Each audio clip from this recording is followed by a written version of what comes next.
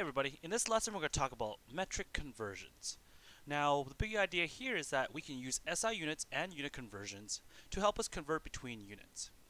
So how can we use SI units to help us help us with unit conversions? Well, let's look at, for example, our previous lesson where we know 1 kilo is equal to 10 to the power 3 or 1,000 of some base unit.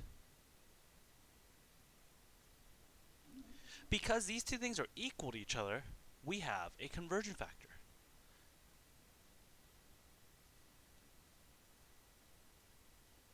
And we can use this with any of our conversions. We can, for example, we know that 1 kilometer is equal to 1,000 meters. We know that 1 kilogram is equal to 1,000 grams because kilo means 1,000.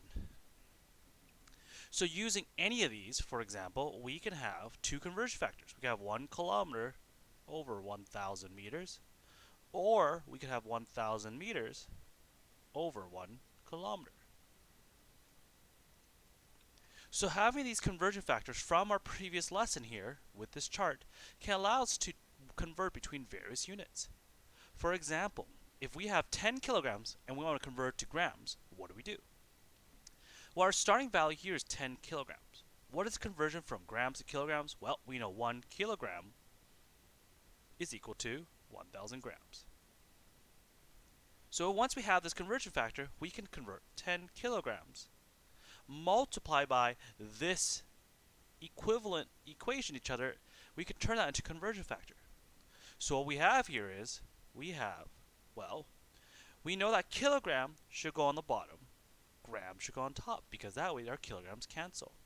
The values that go there is 1,000 grams goes there, 1 kilogram goes there. Kilograms will cancel out when you multiply them, and you're left with your final solution. What you gotta do now is you gotta do 10 times 1,000 divided by 1. And you're gonna get 10,000 grams. Let's try it out with milliseconds, 2 seconds. What's the conversion there? Well, if you look at your conversion here, you could see that 1 millisecond is equal to 10 to the power of negative 3 seconds. Now, what 10 to the negative 3 seconds mean is it's 0.001 seconds. What that negative 3 means is that it's less than 0. I mean, not less than 0, less than 1. And that it is, how I think about it is, negative 3 means that there's 3 zeros before that 1 even shows up. So what do we have here then? Well, what we have here then is we have our conversion factor. Now, with this conversion factor here, what we have is that we can now convert between milliseconds to seconds. So we have 5 milliseconds. And what we want to do here is now we want to multiply this by our conversion factor. Our 1 millisecond should go on the bottom. Our 0.001 second should go on top. And now we have our conversion. And if we plug this in your calculator, you multiply 5 milliseconds by 0.001 divided by 1. What you're going to get here is that you're going to see that your answer will be 0.005 seconds. Now you always want to make sure before you do anything, you check your answer. Does this make sense? So for the first one, is 10 kilograms 10,000 grams? Well, you think about it, 10 kilograms is pretty heavy. Is that equivalent to around 10,000 grams? It looks like it. 5 milliseconds, that's like a snap of a finger. Is that equivalent to 0.005 seconds? Pretty much. So that's how you could check if you got this correct or not. Let's try our next example. In this one, we want to convert from meters to centimeters. So what do you have here is that you have what's 1 centimeter is equal to 10 to the negative 2 meters. What 10 to the negative 2 means is there's 2 zeros, so 0.01 meters. There's 2 zeros. So now we have our conversion. So what we gotta do, we gotta put 5.3 times 10 to the negative 2 meters and multiply by this conversion factor, where you have 0.01 meters on the bottom and 1 centimeter on top. And what's going to happen here? Your meters will cancel out. So you're left with just centimeters. So what you have here now is 5.3 times 10 to the power of negative 2 times 1 divided by 0.01, you get 5.3.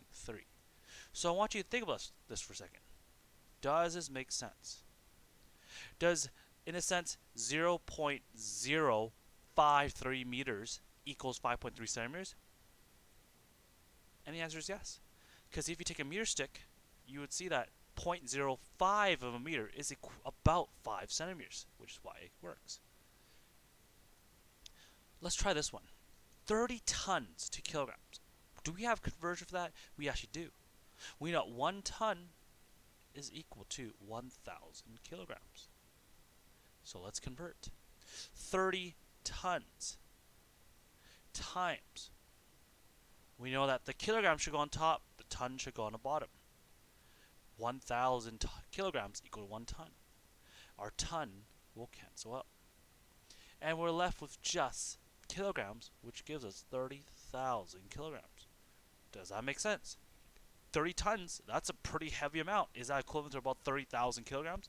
It looks like it does. So that's how you want to make sure you check if that's correct or not. Now, what are derived quantities then? Well, derived quantities are any quantities made up of 2 or more units.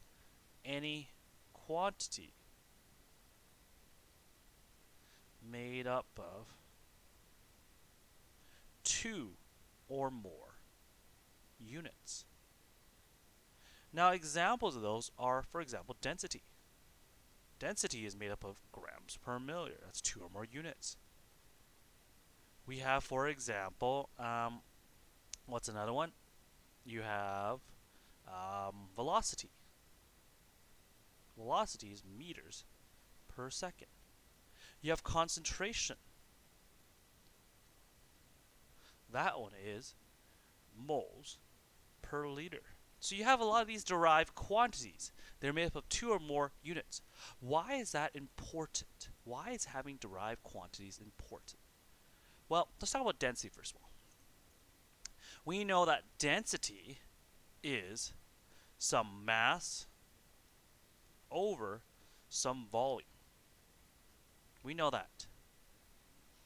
We sometimes write as D is equal to M over V. Now, why is that important? Why that's important is because we can use density to convert between mass and volume. So how can we work with derived quantities then? Well, we use them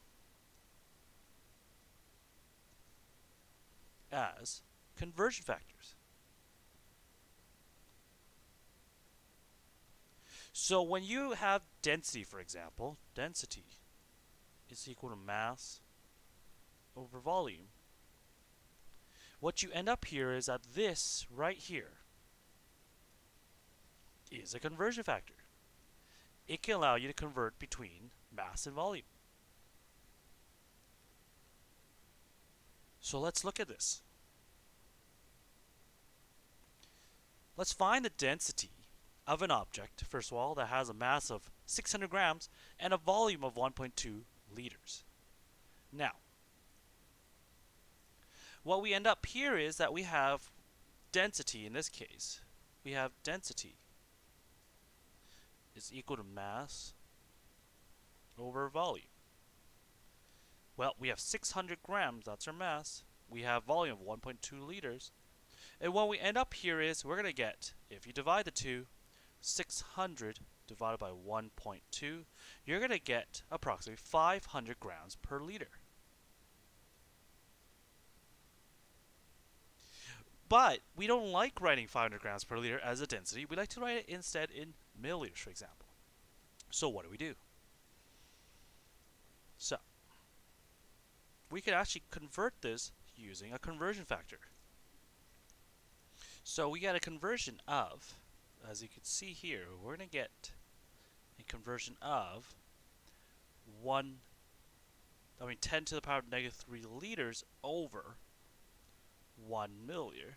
Our liters will cancel out, and we're left with just grams per milliliter. If we multiply this across, we're going to get 0.5 grams per milliliter. And that's the density of this object. Let's try our next example.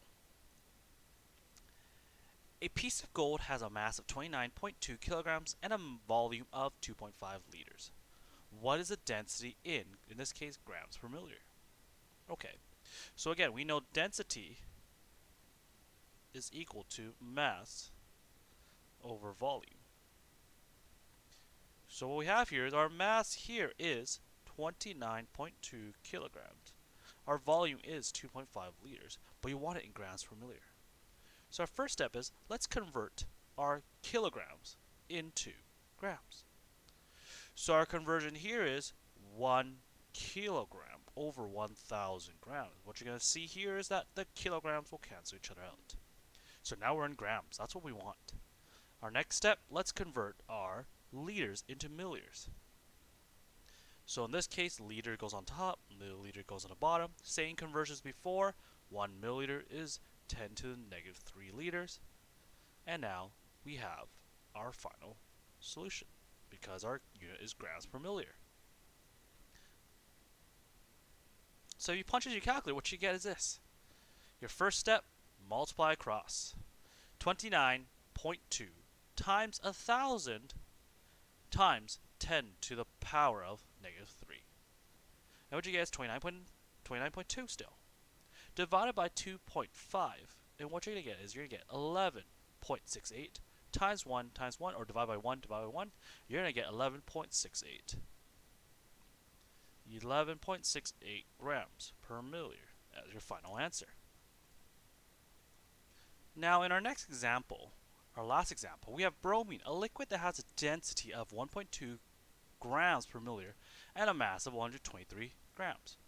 What is this volume? So remember, derived quantities have multiple units. We could use this density as a conversion factor. And when that is the case, you can now convert mass to volume because you're given the mass. So you have 123 grams. You use density as a conversion factor. So what you have is you have 1.2 grams on the bottom, 1 milliliter on top, and as you can see, grams will cancel out. And you're left with just milliliters.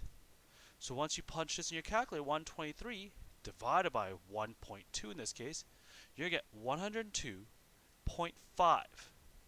102.5 milliliters as your solution. So this is the end of this lesson. As always, make sure you keep yourself safe and healthy, and I'll see you soon.